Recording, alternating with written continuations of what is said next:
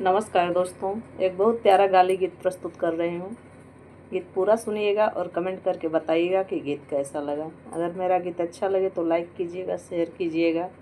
मेरे चैनल पर नए हैं तो चैनल को सब्सक्राइब कीजिएगा। अपना प्यार दुलार और आशीर्वाद दीजिएगा। आइए सुनते हैं इस प्यारे से गाली गीत को। तमुआ तनात लेके चले हमार भैया कवने सहर डेरा डारी जी बाहबा, कवने सहर डेरा डारी जी बाहबा।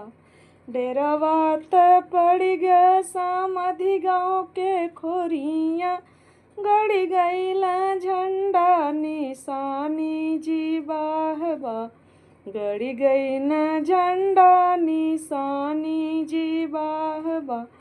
डेरवा त पर गे दूल्हे गाँव के खोरिया, गड़ी गई न झंडा निशानी जी बाहबा, गड़ी गई न झंडा निशानी जी बाहबा।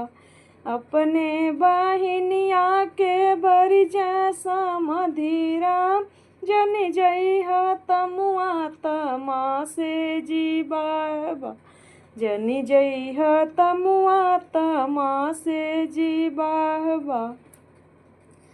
अपने भैया भतरू के बतियो न मनली, तमुआ तमासे चली गईली जी बाहबा, तमुआ तमासे चली गईली जी बाहबा। लाली पलंगिया पे सोवल कवन भैया, सूतल मरदा जगावे जी बाहबा, सूतल मरदा जगावे जी बाहबा। सूतल मरदा उठ के बैठल, तू छिनरो कहाँ अइलू जी बाहबा, तू छिनरो कहाँ अइलू जी बाहबा। हमरे कवन राम करावे नस बंदी, एही से रौरे पास अइली जी बाहबा, एही से रौरे पास अइली जी बाहबा।